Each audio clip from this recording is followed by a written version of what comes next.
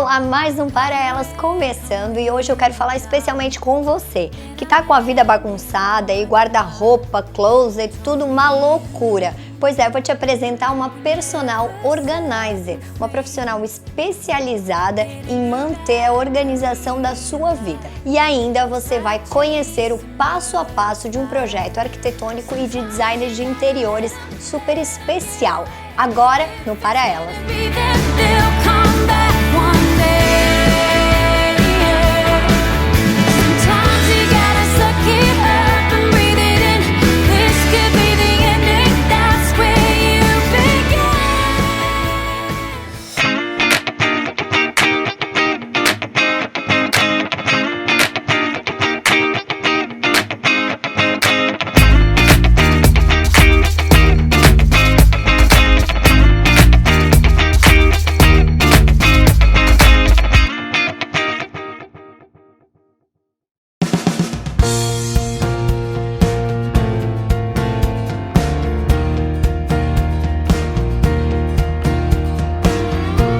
Personal Organizer surgiu para mim faz uns 2, 3 anos que eu comecei a me interessar em estudar mais o assunto, mas eu sempre fui uma pessoa muito organizada, a família já reconhecia e falava, e as amigas, e aí por que não transformar essa habilidade numa profissão, né?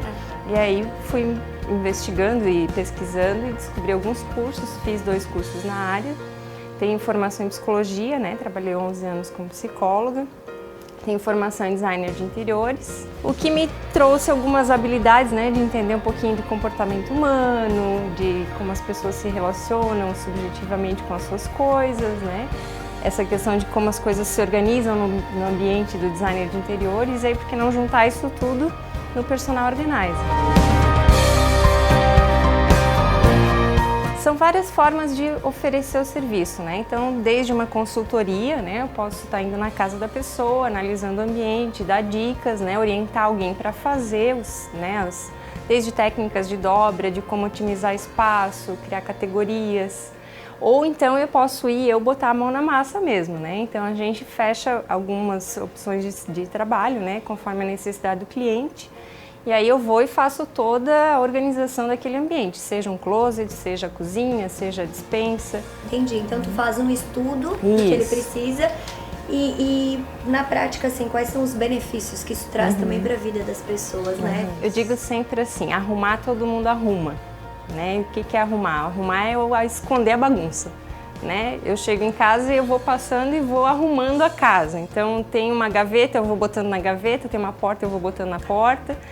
Não quer dizer que aquilo está organizado, né? Arrumado está, visualmente, às vezes o ambiente está arrumado, mas não quer dizer que ele esteja organizado, né? E a organização, quando ela acontece, ela vai trazendo benefícios no sentido, né, que a gente comentou, de saber onde estão as coisas, né? Eu já tive situações de cliente que esqueceu de pagar uma conta, não conseguiu pagar uma conta porque não achava o boleto, né? Ou às vezes a gente se atrasa para sair porque não sabe onde está o celular, não sabe onde guardou o óculos.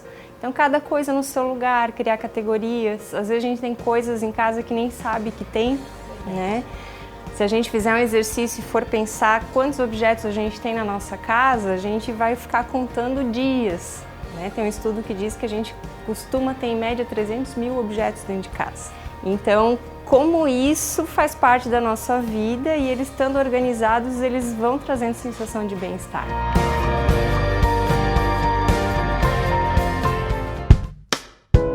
Pra gente sentir um pouquinho na prática como é que é isso, eu queria que tu desse algumas dicas pra gente, né? Eu vi que tu separou aqui já algumas peças pra gente ter uma ideia do que fazer, assim, quando tá no meio desse desespero todo. Então, assim, primeiro eu gostaria de falar assim, por onde começar? O que eu gosto disso, do que eu tenho, né? O que eu quero manter, o que eu vou desapegar e o que vai para conserto. Então faz uma seleção primeiro, né? Tira a pilha lá de blusinhas, de camiseta e analisa. Disso aqui, o que eu uso, o que me traz sensação de bem-estar, o que eu quero manter no meu guarda-roupa. Porque às vezes a gente mantém coisas que a gente não usa, Já fui em casa de cliente que tinha peças com etiqueta lá pendurada há anos, a etiqueta na peça da roupa. Então, se fiquei 1 ano, 2 sem usar, é porque realmente aquela peça não é importante, né? Ou não me traz sensação de bem-estar. E a gente precisa ter perto da gente aquilo que dá a sensação de bem-estar para o nosso dia a dia e tudo mais. Então, já fiz essa seleção, né? O que eu desapego, o que fica, o que vai para o concerto. E aí, então, eu vou organizar o meu guarda-roupa. A gente trouxe aqui algumas ideias de dicas, né, de dobras e tal, que as pessoas podem estar fazendo em casa tranquilamente. Maravilha. Então, a gente tem a pilha de camisetas. Até a gente brincou antes, né, dizendo que tava bagunçada. Pois é, tu me disse que isso aqui tá bagunçado. Como assim? A gente já vai explicar por quê. Então, assim, aqui eu tenho camisetas com manga, sem manga. Então, a gente vai separar a categoria, o que é regata e o que é blusinha com manga. As dobras, assim, vai depender da largura da prateleira também. Então, eu quero 2 pilhas na prateleira, mede que tamanho que seriam essas 2 pilhas, né? Que às vezes a gente bota uma do lado da outra e fica uma por cima da outra, né? E aí vai amassando essa lateral toda. Esse moldezinho aqui é aqueles moldes de camiseta, quando a gente compra camisa, né? Quando compra camisa masculina, normalmente vem com esse molde.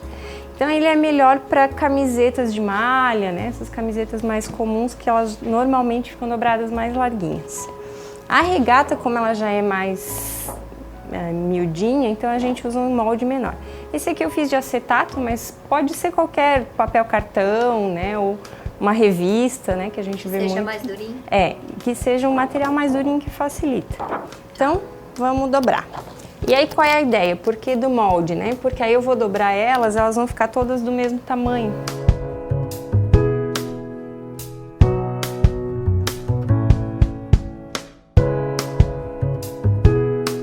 Aqui, aí bota... Aí vou medir o meio da gola, ó.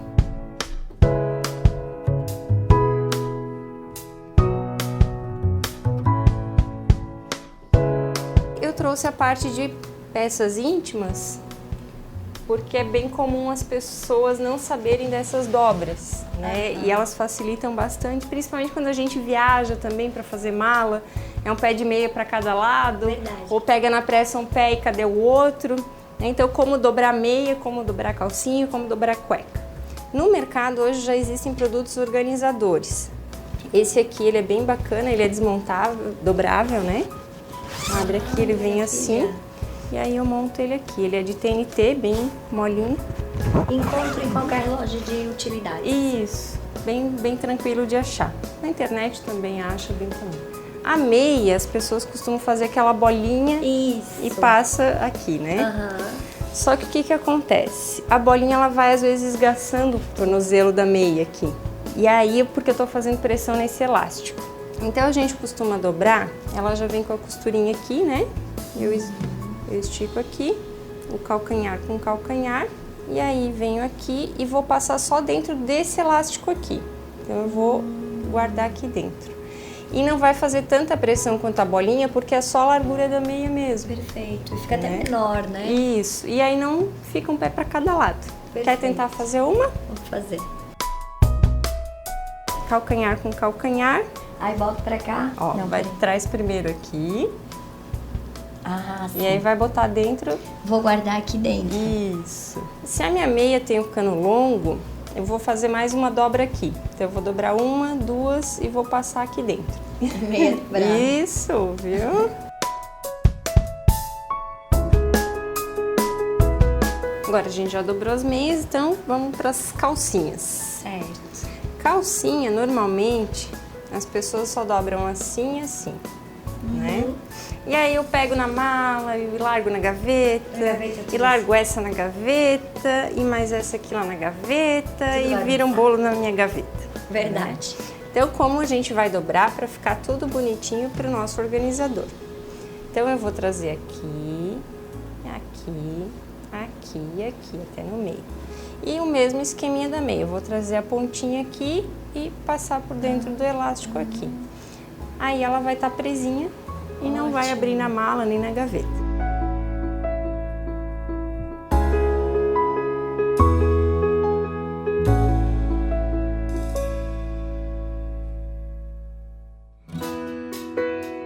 E aí temos a cueca também, né? Muito bem, afinal os meninos também têm que aprender. Isso mesmo. A dobrar bem certinho. Ensinar os filhos, o marido, né? Botar Ensinar todo os mundo filhos no já ritmo. Desde pequenininho, né?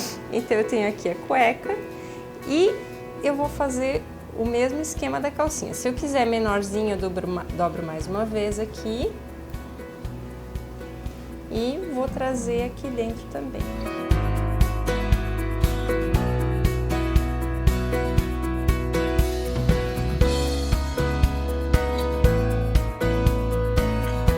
E aí eu vou organizar dentro do meu espaço, né? Provavelmente vai ter um só de calcinhas, um só de cueca e um só de meia, né? Mas eu posso colocar mais de uma no buraquinho aqui e venho organizando. Também posso trazer por cor, por tipo, né? Perfeito. E posso ir colocando as meinhas também.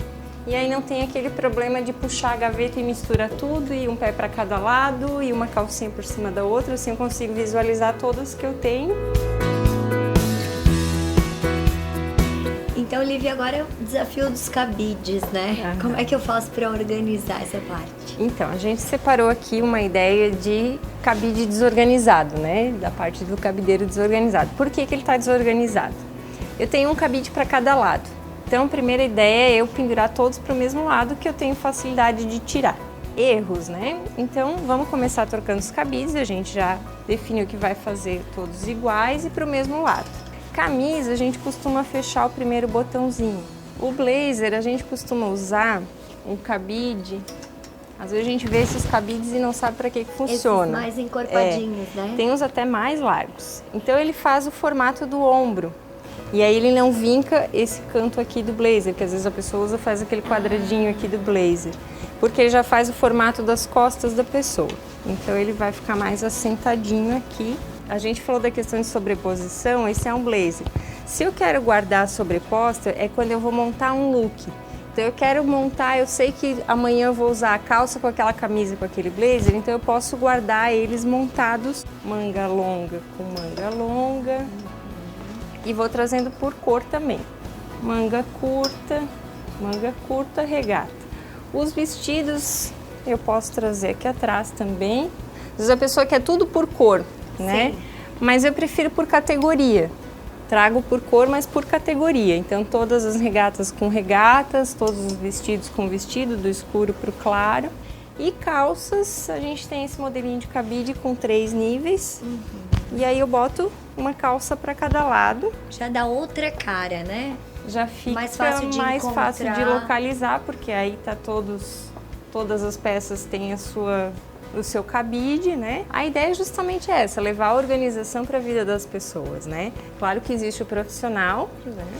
Mas que a pessoa também no dia a dia dela consiga fazer isso de forma bem prática, né? Então eu costumo assim, se eu vou fazer uma viagem, vou para a praia, eu tiro a pilha já de roupa do guarda-roupa e analiso o que disso aqui fica, o que disso aqui eu não usei mais. E aí eu já dobro. Então eu vou fazendo pilha por pilha, porque às vezes o volume é muito grande e a gente se desespera, mas é muita coisa para fazer, eu não vou dar conta. Mas começa com uma pilha.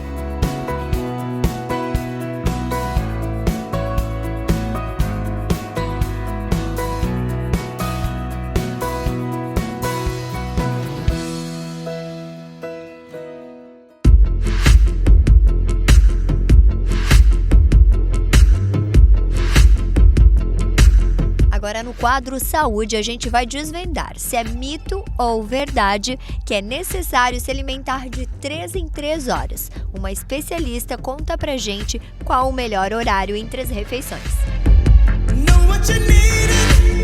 Eu acredito, e a maioria dos artigos comprovam, que o ideal é comer de 3 em 3 horas.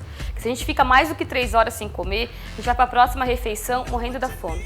Então a gente não vai conseguir mastigar direito, que é uma coisa importantíssima, né? Não vai saber escolher o alimento, vai deixar o alimento escolher a gente, né? Porque a gente vai pelo mais a ter mais assim, parece aparência melhor, né? E também assim, o nosso organismo ele trabalha através de hormônios. Se a gente fica mais do que 3 horas sem comer, o nosso organismo libera em grande quantidade um hormônio chamado cortisol.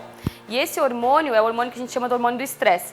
Em excesso no organismo, ele vai fazer com que a gente acumule gordura na região visceral, que é a gordura abdominal, né? E o pior de tudo, gordura para o nosso corpo é proteção.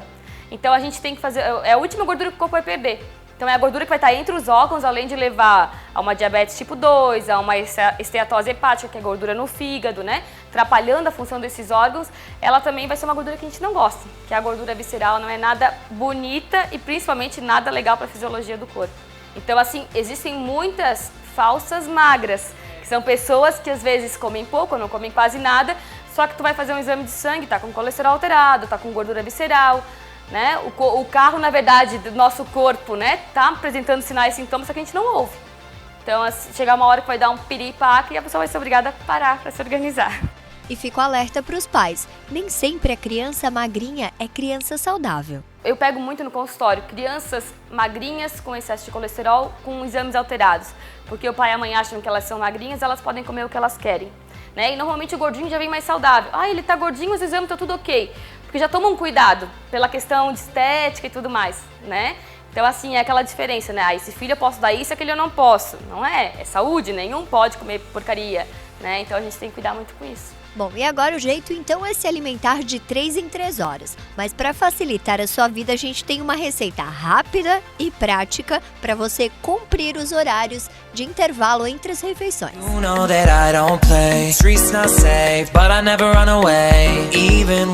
Agora nós vamos fazer um soufflé de legumes, que também são poucos ingredientes e a maioria das pessoas pode ter esses legumes, esses ingredientes em casa para estar fazendo assim que chega do trabalho, é bem rapidinho. Aqui a gente tem uma seleta de legumes. Essa seleta, ela é comprada pronta, congelada nos supermercados. Então, tu tem às vezes lá só o milho, só a ervilha, só brócolis, só couve-flor no mercado. E tem essa seleta que tem todos eles juntos. Então, esse tu pode ter no freezer, chegou em casa, eu quero fazer um soufflé, tiro do freezer, passo uma aguinha para descongelar e aí eu dou uma refogadinha. Aqui eu refoguei ela com a manteiga ghee, que é a manteiga clarificada, né, sem lactose, e um pouquinho de sal para fazer de recheio. E para fazer o soufflé a gente vai precisar de 2 ovos, vão render 2 porções, tá? Então são 2 ovos, vamos colocar um pouquinho de sal, vamos de novo para a semente de chia e vamos bater com o fouet. Vai ficar um prato bem leve também, fica bem gostoso. Vamos cortar um temperinho verde.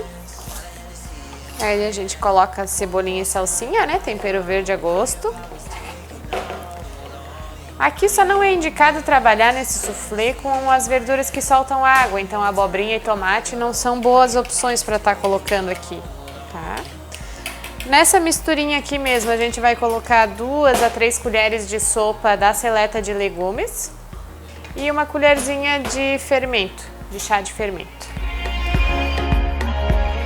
Daí a gente vai colocar nas forminhas agora. A gente aqui usa forminha de silicone, mas quem não tiver em casa pode usar uma forminha normal.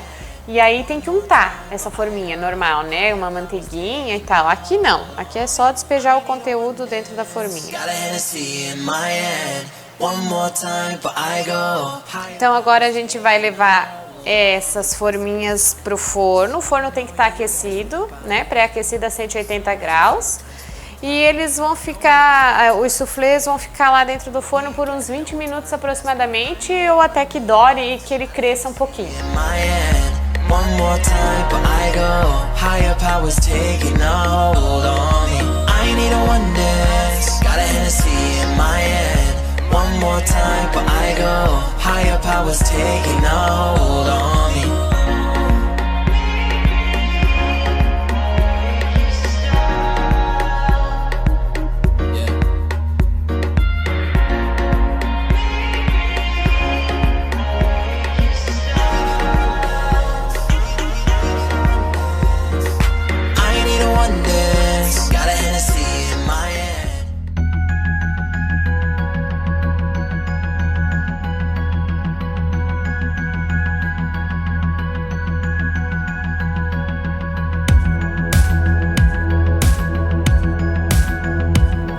Agora a gente vai falar da magia da transformação, que só um bom design pode proporcionar.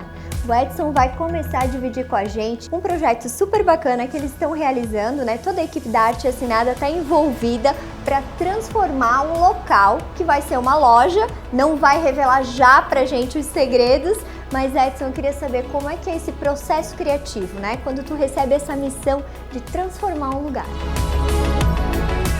Sempre é um desafio, sempre é uma conquista e a fonte inspiradora sempre é o cliente. A necessidade que o cliente tem ou o sonho que ele quer ser materializado, claro que a gente vai buscar no próprio cliente todas as informações que façam com que a gente tenha base para descobrir o que realmente ele quer, o que vai completar as necessidades. Seja na parte financeira, seja na parte estética, de um empreendimento, de uma casa, de uma fábrica, independente do espaço. E aí nós vamos buscar informações sempre fora, nunca dentro do território nacional. Buscamos na Itália, buscamos nos Estados Unidos, em certas regiões dos Estados Unidos, inclusive a Europa, porque hoje em dia o melhor da decoração está vindo de lá. Nós temos produtos nacionais fantásticos, mas o must, o que tem que dá o molho, o que dá a diferenciação, realmente são produtos importados. São as tendências e os produtos que de lá. chegam e que nós lançamos mãos dessas tendências sem medo, porque a maioria das empresas que mexem com a nossa área está muito receiosas em abusar na cor. Nós não temos esse medo. Eu vejo que isso é um traço da arte assinada, né? Vocês assinam, Assinamos. Então tem essa assinatura forte. Personalizado, né? É uma coisa assim, se as pessoas têm medo do vermelho, têm medo do laranja, têm medo do ocre, têm medo de certas cores, e nós a usamos, claro, com total equilíbrio. Ok? E não temos essa história de fazer tudo bege, como a tendência. Há uma plastificação, há uma massificação na decoração. Se você entrar em lojas, se você entrar em certas residências, 80% delas são bege. Então isso é visto dentro do campo de decoração, o medo de errar. Então já que eu tenho medo de errar, eu uso um areia, eu uso um bege que vai dar certo. É como um pretinho básico para uma festa. Este projeto mesmo está vindo completamente inovador, ok? É uma inspiração completamente Miami, porque é um ponto de fumigação, de fomentação de estilos. Eles cospem bom gosto para o mundo inteiro. Eu sinto um cheirinho de criatividade no ar, né? Mas isso surge a qualquer hora do dia? Tipo, tá andando na rua, tem uma ideia? Como é que funciona? Não, porque assim, uma das partes do escritório é a criação, que se divide comigo e com Grace e isso esgota. Independente de todos os problemas familiares, de existência, diários, ok? Você tem que criar. E tem que criar dentro de um senso de equilíbrio muito forte. E quando eu sinto que eu estou com a mente esgotada, eu desconecto, ok? E quase sempre 3 da manhã, 4 da manhã, eu levanto para desenhar, para expor, para prender a ideia, o conceito no papel e volto para a cama. Que nós temos, antes de qualquer projeto, nós temos um briefing, ok? E a pessoa responde várias perguntas para que nós tenhamos um norte, para começar a buscar o que essa cliente quer.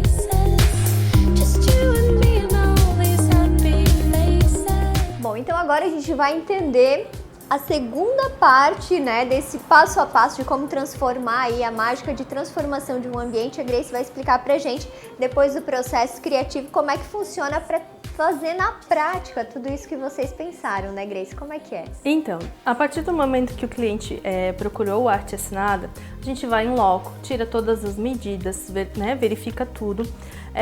A gente chega no escritório, passa tudo a limpo. A partir do momento que a gente tem todas as medidas, a gente começa a desenvolver um croquis, né, com todas as ideias. A gente começa o processo criativo, que geralmente é com o Edson, então eu acompanho ele, a gente vai discutindo a questão das tendências, o que o cliente pediu, quais são as necessidades dele, o que precisa ser feito. Depois que isso está pronto, a gente vai para o segundo passo, a gente apresenta para ele as ideias. A gente imaginou que para ti, né, de acordo com o que você nos solicitou, poderia ser feito assim, ou, né, o que você acha. Aí o cliente aprovando ou não, a gente faz a segunda parte, no caso, que é colocar isso em 3D, então para ele visualizar melhor. Então Estando pronto, né, o projeto em 3D, as ergonomias, a gente começa com as texturas, com as cores, o que vai ser utilizado, o tecido, o papel de parede, a cor do estofado, né, a questão dos fornecedores. Às vezes a gente faz 2, 3 orçamentos para o cliente, às vezes ele fica perdido, ele não sabe que marcenaria procurar, ou aonde encontrar o tecido. Então a gente sempre está ajudando o cliente nisso também, né? Então, essa parte prática é toda isso, então orçamentos, tudo. Então vai depender do cliente. Então vamos aos bastidores de uma obra, onde circulam as preocupações com segurança, equipe, orçamentos. Na arte assinada, cada profissional executa uma solução. Quando o assunto é obra, eles têm alguém especializado.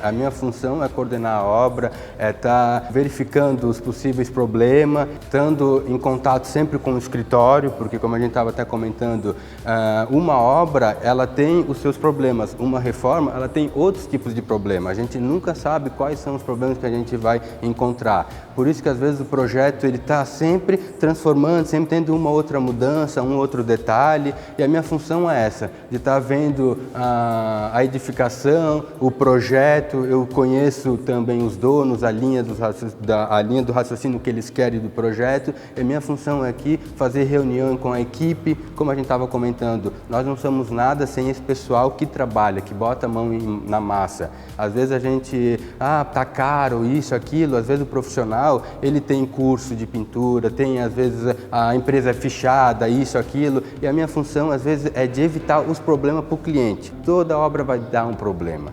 Como a gente vai resolver esse problema é o que vai nos diferenciar.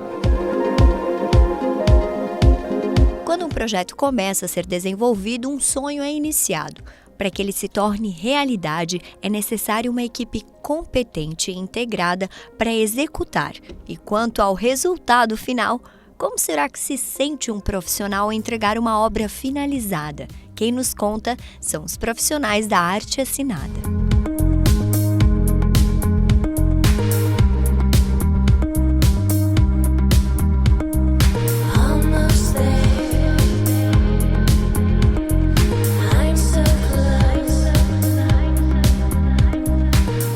Como ela queria, porque nós materializamos sonhos de consumo. Então essa é a nossa função, materializar sonhos, ok? E quanto mais esse sonho esteja mais materializado dentro do que o cliente quer, maior nossa satisfação. Uma das nossas felicidades é chegar, ver um projeto concluso, entende? Completamente concluído, ok? Mas não com a nossa cara. E sim com a cara do cliente, seja uma loja, seja uma residência, seja uma empresa, principalmente as empresas, porque a gente sempre vê o passo lá na frente, ok? Mas é hiper gratificante, estressante, porque são N profissionais, N humanos com que a gente mexe, né? A gente tem o objetivo de fazer como se fosse uma obra pra gente. Eu, particularmente, estou muito feliz. É uma obra que, como a gente falou, toda obra ela dá problema. Uma reforma ela dá mais problema ainda, porque ela vai surgindo N coisas, N situações, então é bastante complicado. Então, para nós é fantástico e eu acho que eu estou com um dever cumprido. Então, quando chega na etapa final, assim, na reta final, a gente se encanta junto com o cliente, porque cada etapa a gente está lá presente, olhando, vendo se está tudo certinho, se está sendo executado de acordo com o projeto que foi feito. Então, pra gente, assim, é encantador, sabe? Cada projeto que a gente faz, a gente vê o resultado final, vê a satisfação do cliente. Então, pra gente isso é muito importante, né?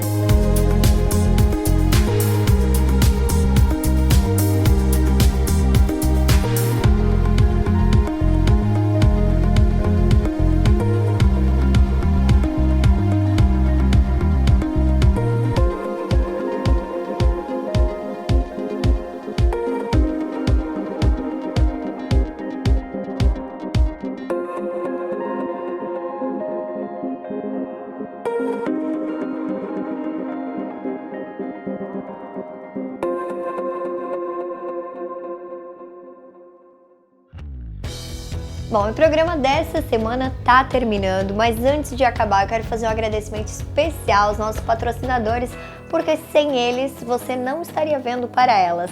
Garden Café, Dom Vitale Day Spa, Vanessa Mazini Store, Desca Interiores e Arte Assinada. Esses são os parceiros que colocam o Para Elas no ar toda semana para você conferir. E você do outro lado da tela, semana que vem a gente volta com muito mais, mas você continua nos acompanhando aí nas redes sociais. Tem todo o programa lá, tá? Um super beijo e até semana que vem!